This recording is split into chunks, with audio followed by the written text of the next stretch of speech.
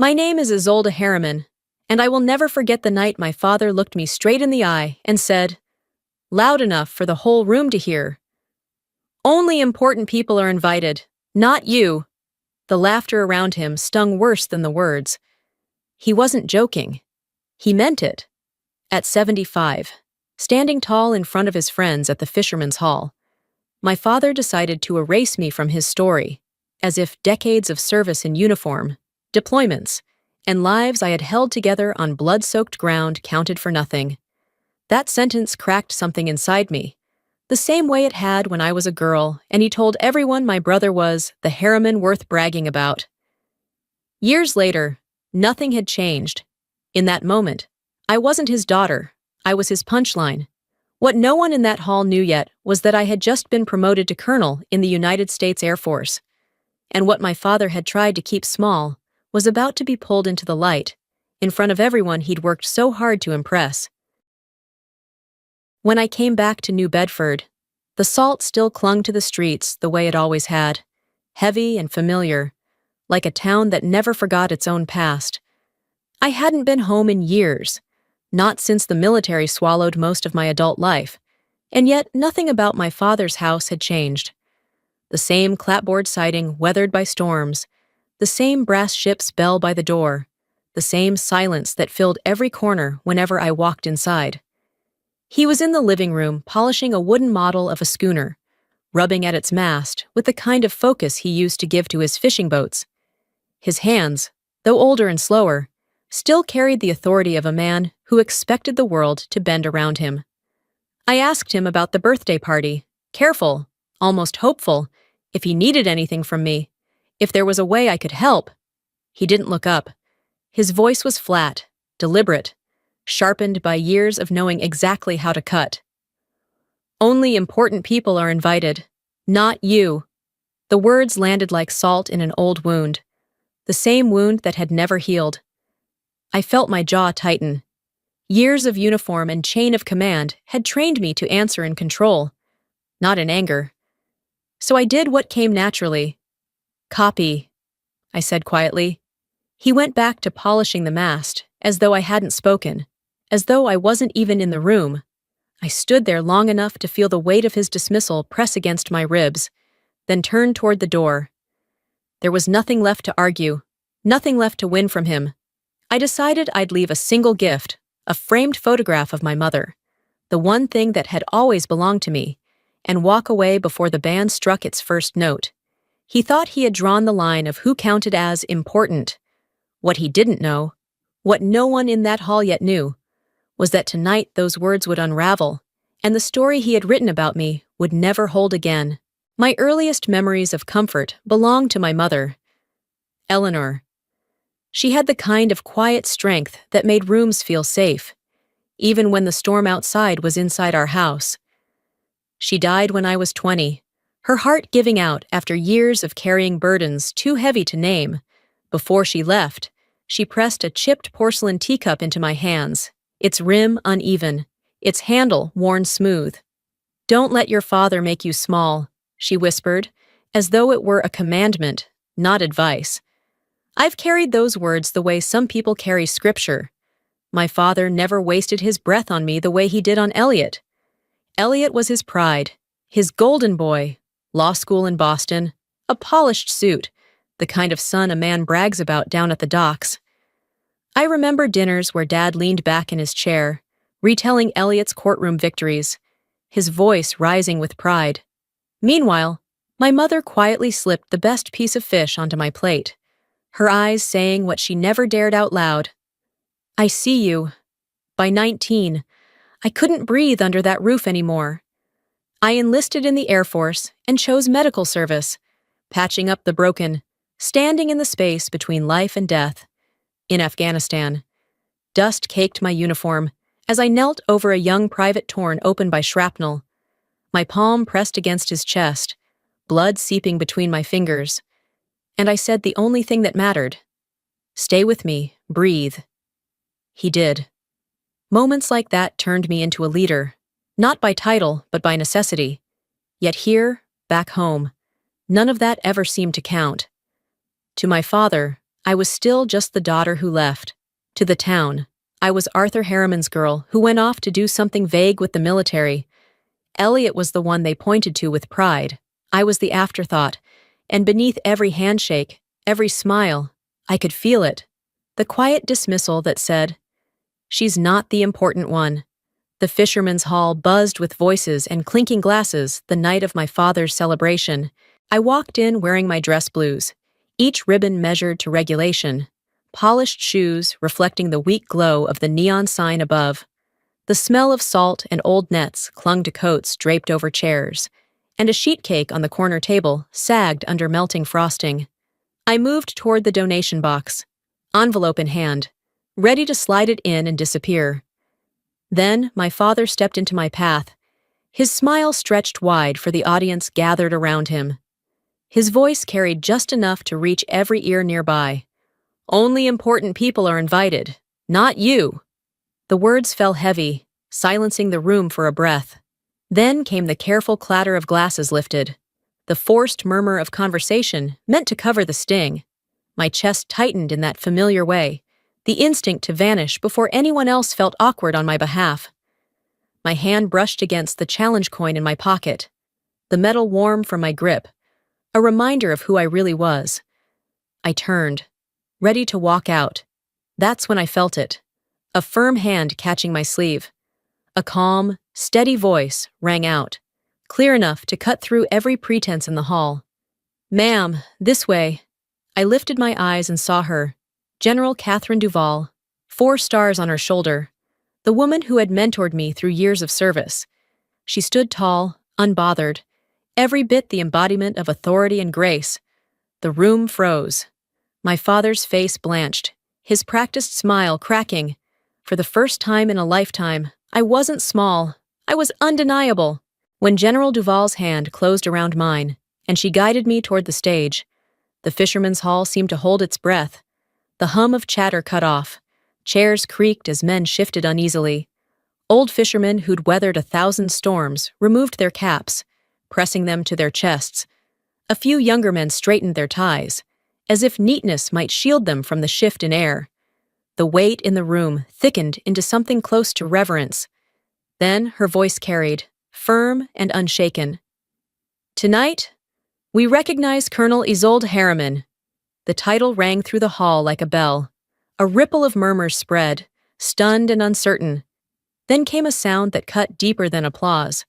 The sharp cack of glass against wood as a veteran at the back tapped his mug in quiet tribute. The room fell still again, as if acknowledging a truth too large to ignore.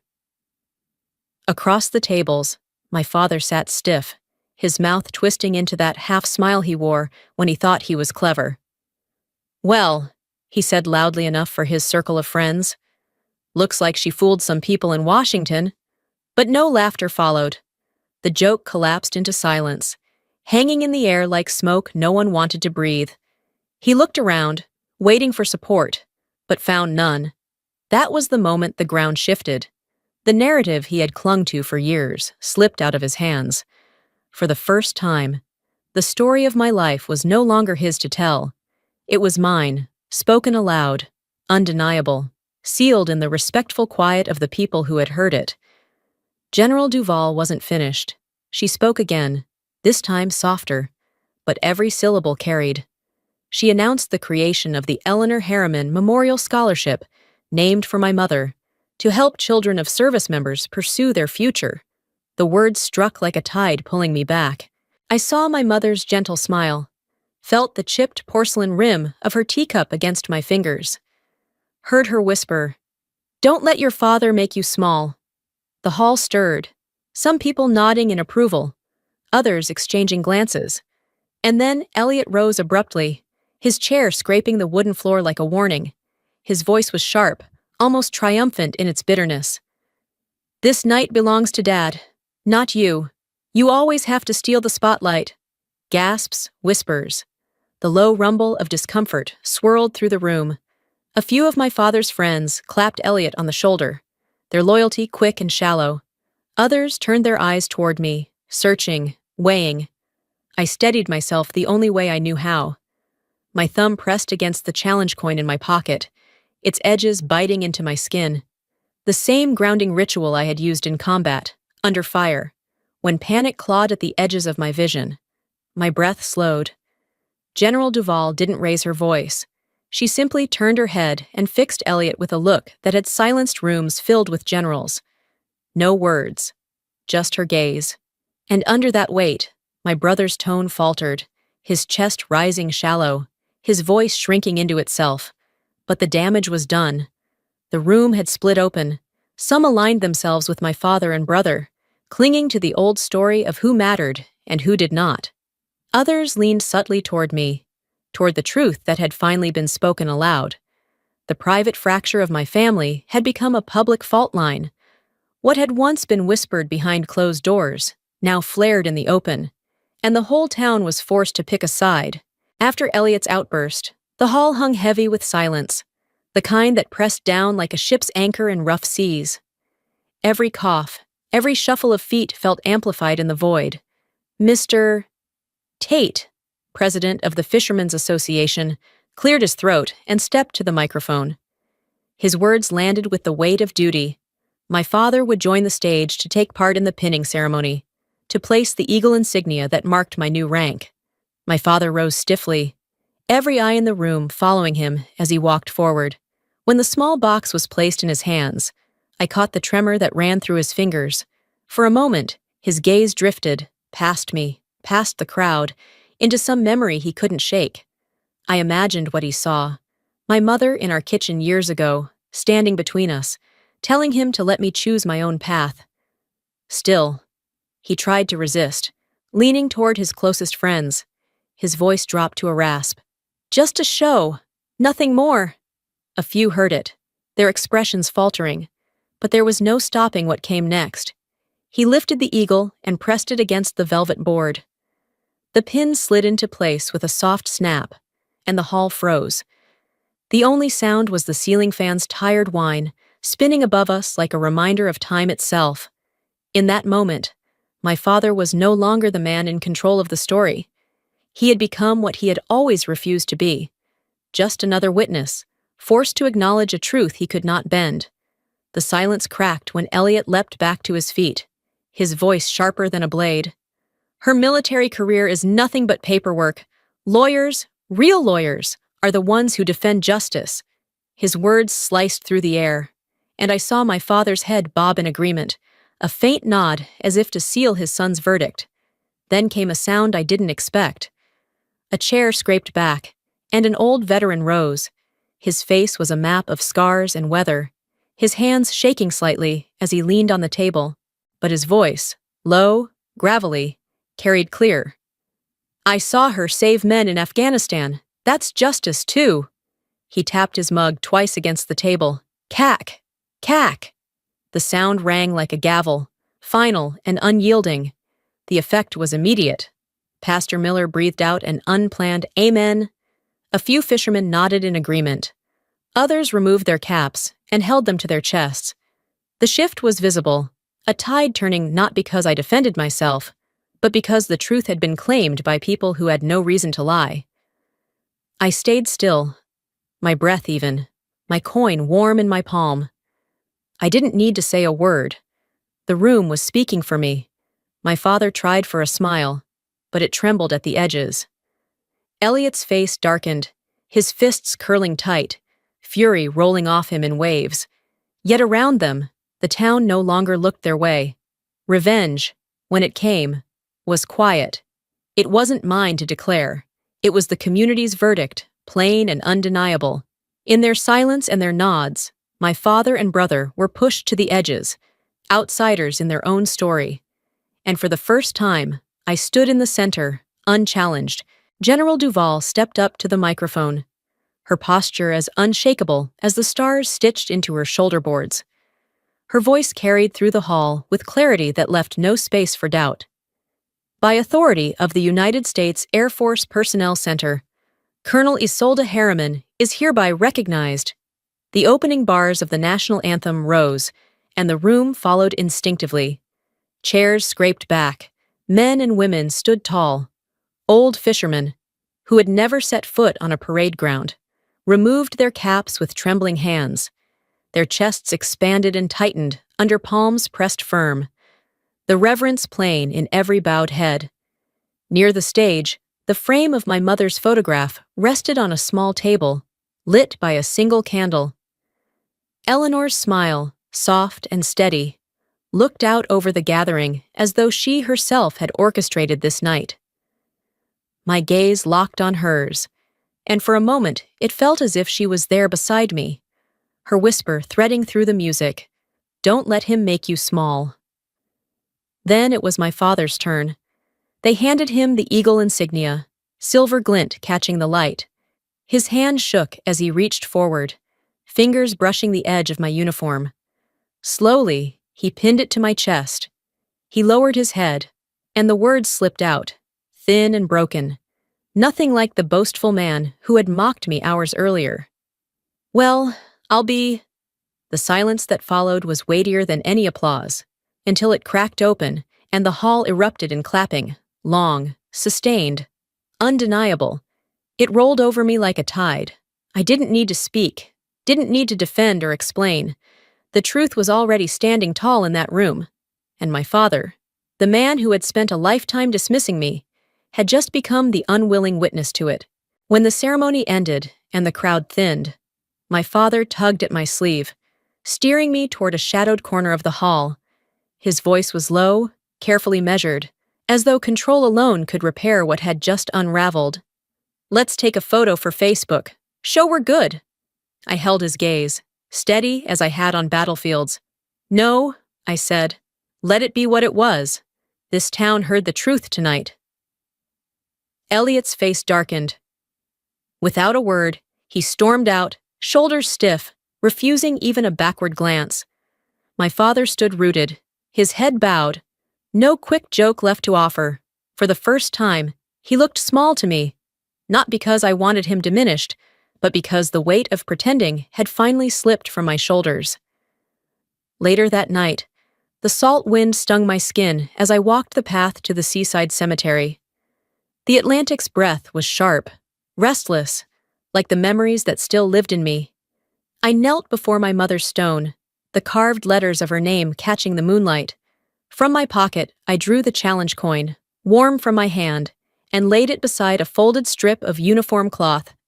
"I did not make myself small," I whispered, the words falling into the night. The surf answered in a hush against the rocks, the sound like her voice carried back to me, steady, sure, forgiving. Revenge, I realized, wasn't in shaming my father. It was in drawing the boundary he could never cross again, and standing tall inside it. The diner smelled of burnt coffee and sizzling bacon, the kind of place where nothing fancy was needed to feel like home. I sat across from General Duval in a cracked vinyl booth, the steam from our mugs rising between us. Pancakes soaked in butter sat cooling on the plates. She lifted her cup, her eyes steady on mine. "Revenge isn't fireworks," she said. "It's keeping your story, not letting others write it." I let the words settle, feeling something I hadn't in years. Peace seeping in, quiet and unforced. For once, I wasn't bracing for the next remark, the next dismissal, the next battle to prove myself. I simply nodded. A few hours later, I loaded my bag into the back seat of my car and drove out of New Bedford. The morning sun spread across the harbor, gilding the masts and rooftops in a soft, forgiving light. Gulls dipped low over the water, their cries sharp but free, and the tide lapped against the piers as though the town itself was exhaling. Behind the wheel, I let the truth form clearly in my chest. Important isn't a guest list. It's the quiet truth lived out loud.